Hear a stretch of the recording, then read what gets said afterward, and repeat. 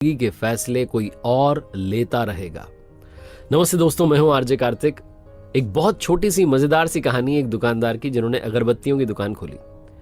सुगंधित अगरबत्तियां लाकर के उन्होंने जमाई और बड़ी अच्छे से दुकान सजाई और बहुत अच्छा उनका व्यवहार था। कस्टमर्स के साथ बहुत अच्छे से बात करते थे। धीरे धीरे उस एरिया में उनकी दुकान जम गई। 1-2 महीने के अंदर बिक्री होने लगी, दुकान में पैसा आने लगा। बड़े खुश थे। दुकान के बाहर एक बड़ा सा बोर्ड इन्होंने लगवाया हुआ था, उस पर लिखवाया था बड़े बड़े अक्षरों में, हमारे यहाँ सुगंधित अगरबत्तियां मिलती हैं। कुछ समय के बाद में एक सज्जन इनकी दुकान पर आया और कहने लगे कि साहब आपके बोर्ड में गड़बड़ी लग रही है मुझे। तो भोला भाला दुकानदार था, उन्होंने पूछा भाई क्या हो गया आपको, क्या गड़बड़ लगी? मैंने तो सही लिखवाया। तो उन सज्जन ने कहा कि आपने लिखवाया हमारे यहाँ सुगंधित अगरबत्तियां मिलती हैं। अगरबत्तियां दुनिया के किस कोने में दुर्गंधित मिलती हैं? कहाँ आपको आप सुना आपने कि बदबू वाली अगरबत्ती मिली? अगरबत्तियां तो सारी की सारी सुगंधित ही होती हैं। आपने ये जो हमारे यहाँ सुगंधित अगरबत्तियां मिलती हैं लिखवाया, इसमें से सुगंधित हटवा दीजिए। कोई इसका मतलब नहीं, कोई तात्पर्य नहीं है।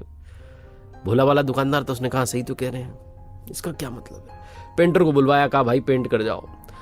तो सुगंधित शब्द जो था उस पर पेंट हो गया। अब वहां लिखा हुआ था हमारे यहाँ अगरबत्तियां मिलती हैं।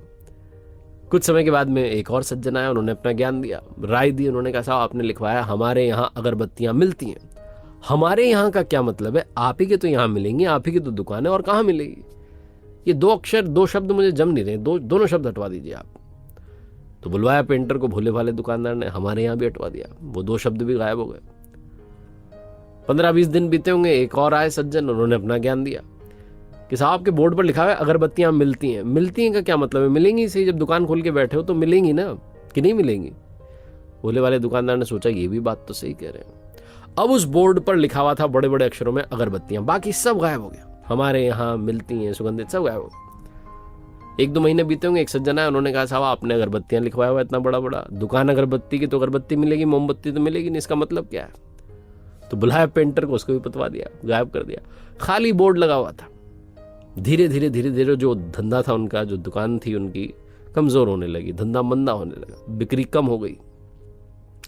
कुछ समय बाद इनका एक बहुत पुराना दोस्त था, वो आया दुकान पर, तो बातचीत चलने लगी। तो बताया इन्होंने कि धंधा जो है बड़ा मंदा होता जा रहा है और ये वो क्या करूं मुझे समझ में नहीं आता। तो दोस्त गया बाहर एरिया देखने के लिए और उसने बाहर से दुकान को देखा और वो वापस आया दौड़ के, कहने लगा तुम पागल हो गए हो, मूर्ख हो, पता नहीं क्या कर रहे हो?